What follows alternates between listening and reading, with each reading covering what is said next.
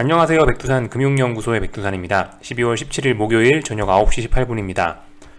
미국의 FOMC 회의에 영향을 받아서 미국이 급등을 했죠.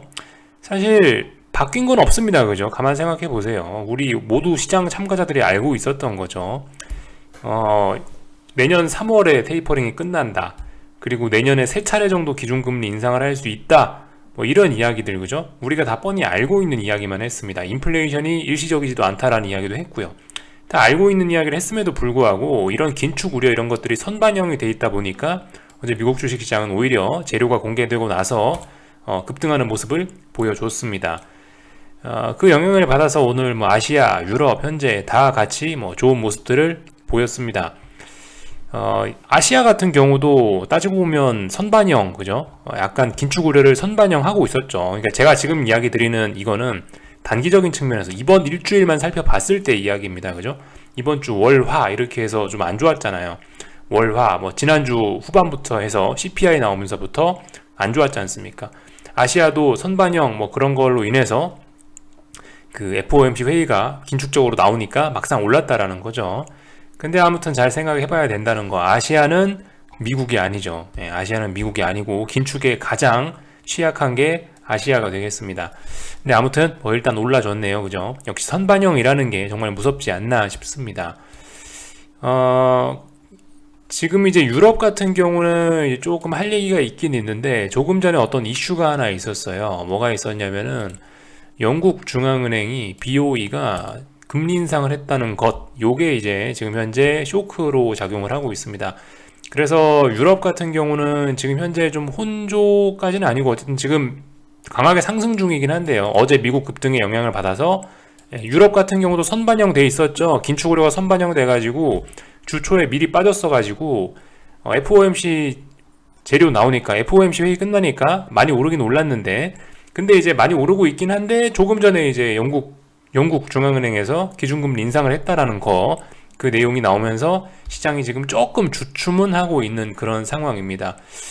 그와 관련된 반응을 조금 살펴보고 가는 게 일단 좋을 것 같습니다. 영국 중앙은행에서 기준금리 인상을 했는데 지금 이게 보시면은 쇼크라고 하고 있죠. 쇼크라고 하고 있어요. 이 증권사들 예상치를 보니까 이번에 영국 중앙은행은 기준금리를 동결할 것이다 라고 예상을 했었어요. 근데 보니까 인상을 한 거죠. 0.15% 인상을 해서 영국은 0.25가 됐는데요. 아무튼 일단 이런 것이 가지는 의미 자체가 있긴 있을 겁니다. 예를 들면 지금까지 제가 이제 여러분들과 한 번씩 이야기했던 게 야 봐라 저기 멀리 있는 이상한 신흥국들과 선진국들 간의 어떤 통화정책 간의 갭이 있다. 미국이 테이퍼링 한다라는 이야기만 꺼냈을 뿐인데도 브라질이니 터키니 이런 나라 등 금리가 몇십 프로까지 치솟고 있다. 이런 이야기들을 드렸었죠. 그리고 한국은 적당히 중간 정도 껴있는 거고 약간 선진국 쪽에 미국 턱 밑에 있는 나라들이 캐나다, 영국 이런 나라들이 될 겁니다. 선진국, 그죠? 근데 아무튼 의미가 있긴 있을 거예요. 일단 영국 중앙은행이 조금 전에 기준금리를 인상했다는 게 서프라이즈하게 인상했다는 게 그죠? 이게 분명히 어떤 시장의 충격으로 다가오긴 하는 것 같아요. 그래서 또 다른 긴축 우려의 점화 이런 것까지 이야기를 할 수 있을지 모르겠습니다만 어쨌든 지금 시장의 잔잔한 분봉상은 일단 충격을 주고는 있습니다. 그래서 이런 이야기를 좀 한번 해봤고요. 그만큼 이제 긴축이라는 게 코앞까지 다가오긴 다가왔다는 거예요. 그래서 예전과 딱히 달라진 건 없다라는 거. 그리고 참 이 영국 이야기 하기 전에 또 우리가 참 그 생각을 해봐야 되는 게 지금은 그래요. 지금은 이제 3월 달에 테이퍼링이 끝난다고 그러고 기준금리 인상은 내년에 3번을 한다고 하고 있는데 근데 지금 이거는 또 기존 지금 현재 관점에서의 예상치인 거지 이걸로 이제 무조건 이거다라고 딱 고정을 해서는 안 된다는 거죠. 이거 더 빨라질 수도 있는 겁니다. 그죠? 왜 더 빨라질 수 있어요? 긴축이 더 빨라지면 인플레가 더 심해지면 더 빨라질 수도 있는 거죠. 당연히 얼마든지 이 숫자들은 바뀔 수 있습니다. 테이퍼링이 3월 달에 끝나고 나서 대차대조표를 축소하는 과정으로 진짜 갈 수도 있는 거고 또 기준금리 인상 같은 경우도 6월 달부터 한다 그러고 있는데 3월 달로 앞당겨질 수도 있는 거고 3번이라고 했는데 4번을 할 수도 있는 거고요. 어쨌든 다양한 가능성들을 다 열어놓긴 해야 된다는 겁니다. 지금 현재 상황에서 현재 상황에서 3월 달에 끝내고 3번 금리 인상한다라는 게 그거지, 이게 딱 고정된 게 아니죠. 앞으로 더 빨라질 수 있음도 생각을 해야 된다는 점 말씀을 드리고요. 이 원래 영국 금리 인상에 관련된 시장 반응을 이야기하려는데 얘기하다 보니까 자꾸 옆으로 새네요. 옆으로 샌 김에 계속 마저 새고 조금 이따가 이야기할게요. 영국은요. 자, 하여튼 그래서 어젯밤에 이제 나온 거 점도표가 이렇게 딱 나오긴 나왔는데, 여기서 또 우리가 생각을 해봐야 될 게 이렇다라는 거죠.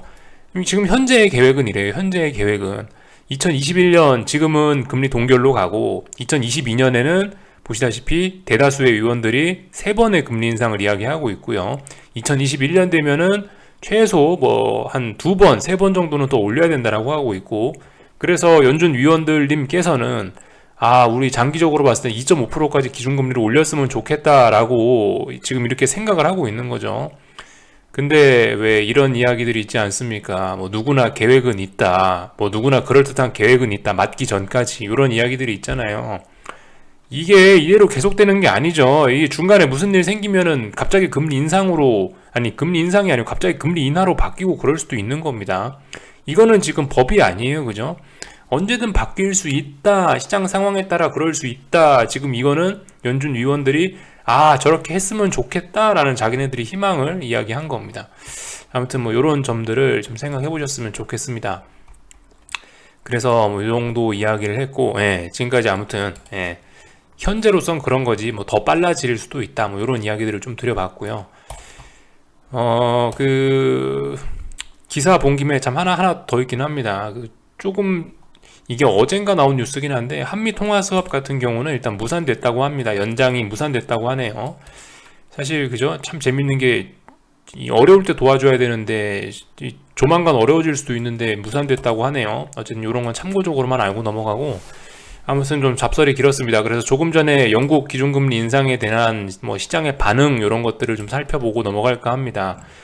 30분 봉인데요. 달러 인덱스 30분 봉입니다. 당연히 이런 반응이 나오는 게 맞겠죠. 이런 반응이 나오는 게 맞을 거예요. 그러니까 유로존, 물론 유로존은 아닙니다, 그죠? 영국은 유로존이 아니니까. 어쨌든 근데 아무튼 영국이라는 그래도 조금 좀 입김 있는 나라가 금리 인상을 깜짝 해서 했다니까 달러 가치가 보시다시피 조금 영향을 받아서 아래쪽으로 내려왔습니다. 일단 이런 점들 확인을 하나 했고요. 그리고 금리는 어떻게 됐을까요? 금리들은 조금씩 다 올랐겠죠, 그죠? 깜짝 금리 인상을 했다니까 10년물 국채금리 30분봉, 뭐 미국 2년물 국채금리, 단기금리죠. 이런 애들도 많이 올랐다라는 거. 그러니까 제가 봤을 땐 영국의 기준금리 인상했다라고 해서 지금 이제 전반적으로 어떤 긴축에 대한 속도가 더 빨라지는 게 아니냐라는 이런 불확실성들이 조금씩 시장에 제기가 된다라는 생각이 드네요, 그죠? 현재 반응들이 아무튼 이렇고요. 이 주식시장 같은 경우는 일단 조금 주춤은 하고 있습니다. 뭐 영국이 아니고 독일을 좀 먼저 보고 있는데, 독일 같은 경우는 보시다시피 FOMC 영향으로 인해서 큰 폭의 갭 상승하고 나서 신나게 오르고 있다가 중요한 저항들 앞두고 나서 영국이 기준금리 인상했다고 하니까 그걸 재료로 해서 이렇게 장대 음봉이 튀어나오고 있는 이런 상황입니다. 영국 증시 같은 경우는 제가 알기로는 조금 빠지고 있는 걸로, 그죠? 이런 식으로 상승폭을 거의 되돌린 걸로 알고 있습니다. 그래서 아무튼 금리 인상이 확실히 좀 쇼크로 다가오긴 했다는 거. 그죠? 이 어제 FOMC 회의는 우리 투자자들 모두가 알고 있던 내용들이라 별로 충격적이진 않았는데, 오늘 영국의 기준금리 인상이 오히려 좀 투자자들한테 충격으로 다가온 것 같다는 생각이 듭니다. 그래서 일단 이런 모습들을 좀 살펴봤고요. 본 김에 이제 오늘 해외장, 아시아장 마감들도 좀 살펴보고 뭐 그렇게 하도록 하겠습니다. 이 일본 증시인데 보시다시피 그렇죠, 그죠? 얘네들도 긴축 우려가 선반영 됐으니까 보시다시피 FOMC 회의가 끝나고 나서 바로 튀어 오르긴 했습니다. 확실히 일본은 그나마 아시아에서 제일 튼튼하니까 가장 상승폭도 좋았던 것 같아요. 그런데 아무튼 중국이나 한국은 조금 모양이 좀 다르긴 달랐죠. 아무튼 여러분들 중국 증시 같은 경우는 지금 어떤 중요한 직전 고점, 정고점 자리 부근에서 이런 식의 움직임을 보이고 있습니다. 글쎄요, 뭐 한 번 더 테스트 하지 않을까 싶긴 한데, 뭐 그대로 단기 하락 추세로 진행될 수도 있고, 솔직히 이런 자리에서 딱히 뭐 제가 어떻게 될지는 잘 모르겠습니다. 그냥 모양만 체크하고 넘어가는 거예요. 위안화 같은 경우는 뭐 현재 이런 모습들이죠. 지금 중요한 자리가 여기인데, 일단 중요한 자리 위쪽에서 일단 뭐 하방 경직성 보이고 있으니까, 그죠? 아무튼 뭐 지켜보자 이런 이야기들밖에 못 하겠네요. 모양만 체크한 겁니다. 딱히 뭐 어떤 무슨 큰 변화가 있어서 살펴본 건 아니고요. 이런 식으로 오늘 진행이 됐다라는 점들만 그냥 체크한 거고요. 아무튼 홍콩 지수들은 여러분들 한 번씩 좀 잘들 보셨으면 좋겠어요. 뭐 홍콩에 투자하라 이런 개념이 아니고요. 계속 말씀드렸다시피 이게 그 하락으로 먹기가 정말 어렵다고요. 그죠? 설마 내가 미래를 알고 있다라고 한들, 예? 그죠? 그러니까 뭐 미래 어떤 시점에 뭐 내가 이 지수가 얼마를 갈지 정확하게 알고 있다고 한들 이거 견딜 수 있겠습니까? 이런 식으로 더럽게 움직이다가 레벨 다운 시키고 더럽게 막 반등 나오면 이까지 올라오고, 지금 코스피 투자자분들, 코스피 숏 보시는 분들, 아마 홍콩 시장 투자자들, 홍콩에 숏 잡고 계신 분들과 아마 비슷한 심정들 아마 다들 느끼고 계실 텐데, 어쨌든 이런 그림들 한 번씩 잘 보면서 얼마나 숏이 이게 먹기가 어려운가 이런 것들 한번 좀 다시 한번 느껴보셨으면 좋겠어요. 거의 다 되돌려요. 하락했던 거 거의 다 되돌리고 진짜 더럽게 진행되지 않습니까? 그죠? 마음이 몇 번 엄청나게 쫄깃쫄깃한 이후에야 시세가 나오곤 합니다. 이런 점들 좀 잊지 않고 우리가 좀 느끼는 게 좀 있었으면 좋겠어요. 그래서 홍콩 지수들 마음이 심란하실 때 한 번씩 보시는 게 어떨까 싶습니다. 결과적으로 이 하락 추세는 계속 잘 이어지고 있어요. 뭐 단기적으로 또 반등하려나 모르겠지만 오늘도 결과적으로 저점은 낮아지긴 하더라고요. 아무튼 뭐 이런 모습들을 좀 말씀드렸고, 오늘 한국은 딱히 뭐 드릴 이야기 없습니다. 오늘 선물은 392를 지지력을 테스트해서 지지력을 보여줬네요. 그죠? 392 살짝 깼다가 갭 메우고 다시 올라갔네요. 그렇지만 어딘가에 저항도 있음을 확인을 했네요. 395 부근에 어딘가에 저항이 있구나 라는 걸 다 확인을 했네요. 그죠? 딱히 할 말은 없습니다. 지금 워낙 좁은 박스권이고 이 요즘 시장을 코스피, 코스닥으로 움직이는 주된 요인은 오직 개인들 뒤통수치기, 그죠? 이거밖에 없어요. 시장을 움직이는 다른 요인이 없습니다.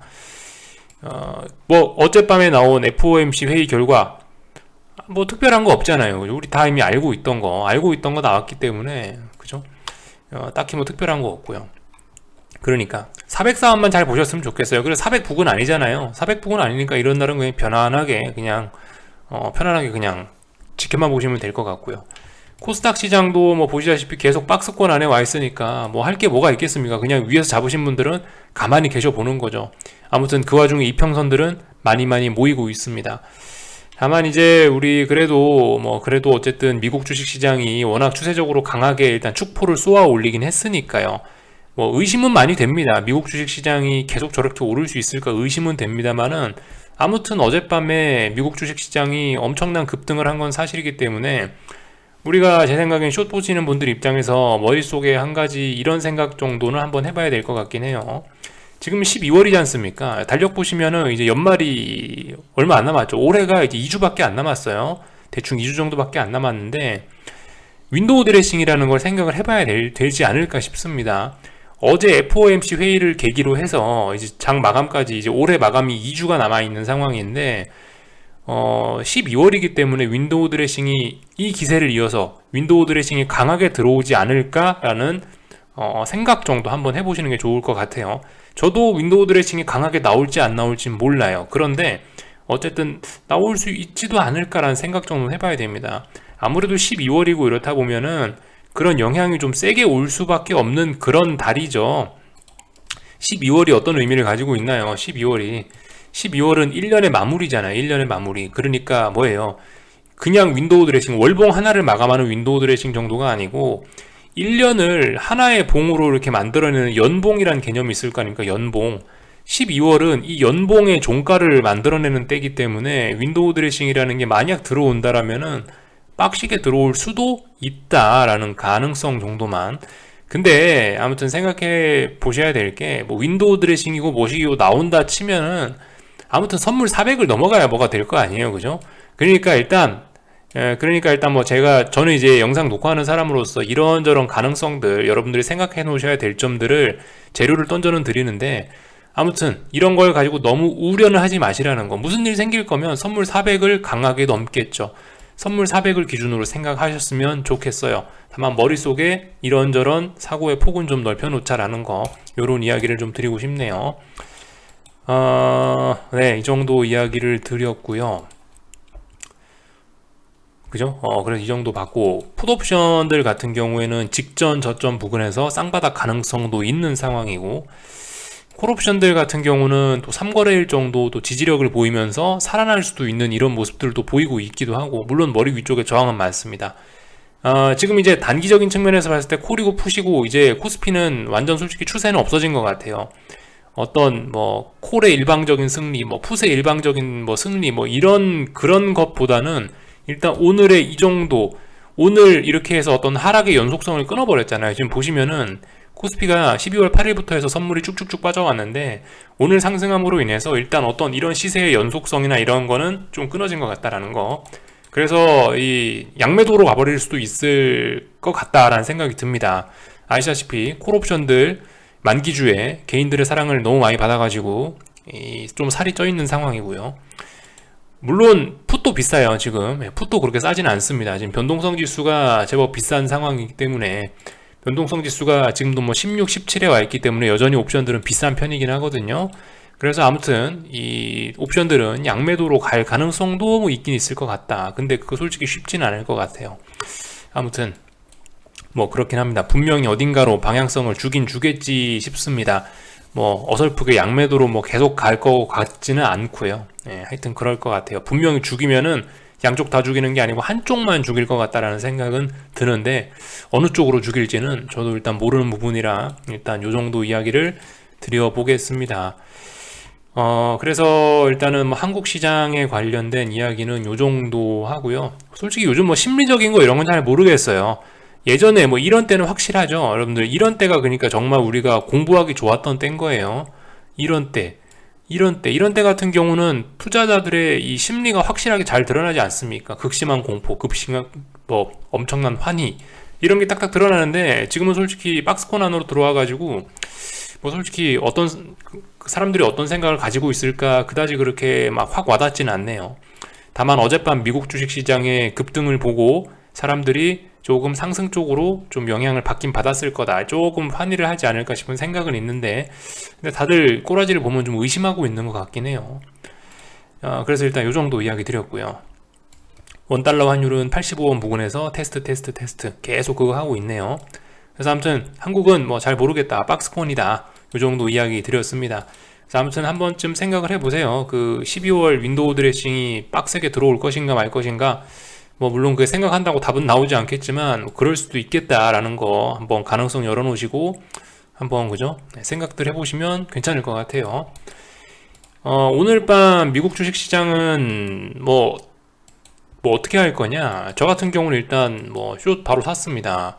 16,400이잖아요. 일단 샀죠 뭐. 네, 간단합니다. 지금 개장 전에 그냥 샀어요. 16,400 오길래 샀어요.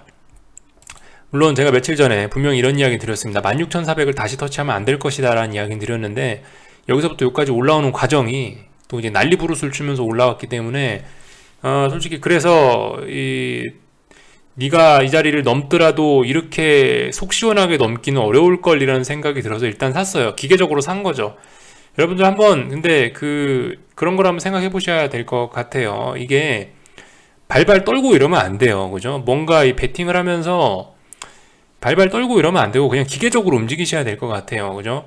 투자라는 게 지난번부터 계속 말씀을 드리는데 기본적으로 손실의 가능성을 안고 가는 거라고요. 여기서 샀는데 잘못되면 어떡하지라는 생각이 들면은, 너무 그런 생각에 사로잡히면은 아무것도 할 수가 없습니다. 저는 16,400이라는 저항에 나스닥이 도달했기 때문에, 저항에 도달했으니까 그냥 기계적으로 산 거예요. 물론 다시 올라오면 안 될 것 같긴 했는데 어떤 재료를 갖고 급등을 시켰으니까 그러면은 이 급등에 대한 피로감 뭐 이런 걸로 인해서 되돌릴 수도 있지 않을까? 그러면 분명히 400 부근에서 오늘 밤에 뭐 주춤하지는 않을까라는 생각을 갖고, 저항에 왔으니까 어쨌든 이런 생각을 갖고 그냥 기계적으로 산 거예요.